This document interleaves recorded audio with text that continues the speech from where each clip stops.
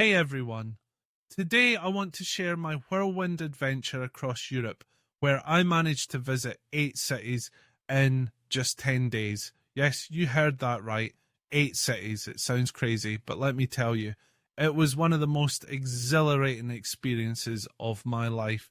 I'm here to give you the scoop on how to do it, what to see, and maybe a few things to watch out for. So, I kicked off my journey in London.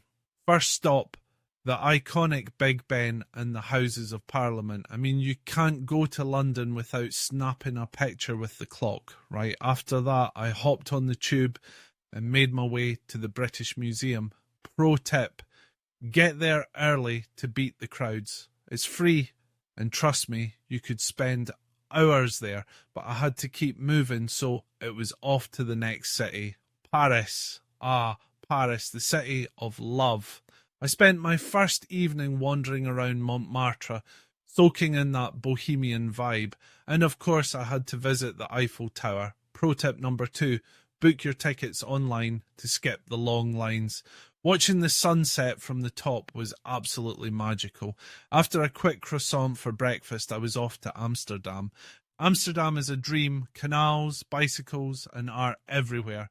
I rented a bike, which is the best way to explore. The Van Gogh Museum was a must-see, and I even made time for a stroll through the beautiful Vondelpark. Next up was Berlin, where I dove into history. The Berlin Wall and the Brandenburg Gate were highlights, and don't even get me started on the food. Currywurst is a must-try.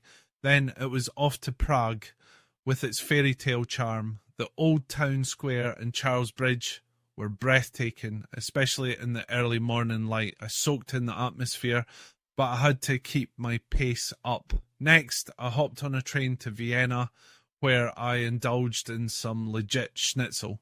If you have time, the Schönbrunn Palace is stunning, but I had to keep moving. Budapest was next, and wow, the thermal baths are a game changer. After a long day of exploring, nothing beats relaxing in those warm waters. Finally, I wrapped up my trip in Rome. The Colosseum, the Vatican, and of course, gelato. So much gelato. So there you have it. 8 cities in 10 days. It was fast-paced, but I wouldn't trade those memories for anything. If you ever get the chance to do something similar, just go for it.